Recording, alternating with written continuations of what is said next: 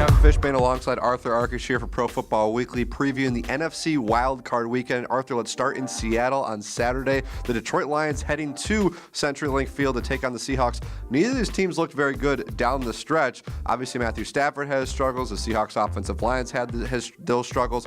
It's so hard to win in Seattle. Can Detroit pull off the upset? You know, if this was a 12-week season, these would probably be two teams that no one wanted to face. But still, that Seattle element playing at CenturyLink, you have to think the Seahawks still a team no one's looking to face. They've been a different team at home. That offense has found a way to get going.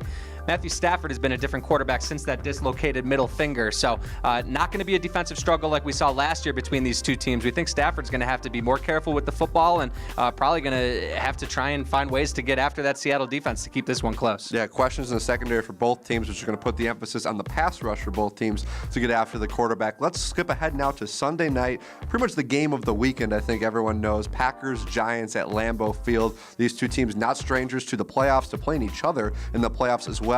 Very hot. Obviously, we all know what Aaron Rodgers and the Packers did to end the season. I think the Giants have one of the quieter, impressive seasons. What the Giants can do on the defensive side of the ball, Arthur, it's strength versus strength. Look at Landon Collins, the guys up front, Olivier Vernon, Janoris Jenkins. How can those guys stop Aaron Rodgers? Yeah, it's a great question, but that's definitely what gives Giants fans hope, because Eli Manning, although he's found a way to turn it on in the playoffs, he didn't have a very good year. I think he'd be the first to admit it. So when these teams met back in Week 5, the Packers were at home and got a narrow victory, but the Giants defense did a pretty good job. Janoris Jenkins holding down Jordy Nelson. Back then they had Jason Pierre-Paul, so they're going to need additional efforts from Olivier Vernon. You mentioned some of those blitzing defensive backs like Landon Collins, but the ultimate question is, can anyone stop Aaron Rodgers right now? 18 touchdowns, 0 interceptions over the past 6 weeks. Like you said, the Giants have won here twice in their past 2 Super Bowl seasons. They actually have one more win than the Packers, but I think there's a reason the Packers are going to be favored in this one. I think one of the fun things about this game is you can look at both those teams and say that team could make the Super Bowl from the NFC. So the winner of that game,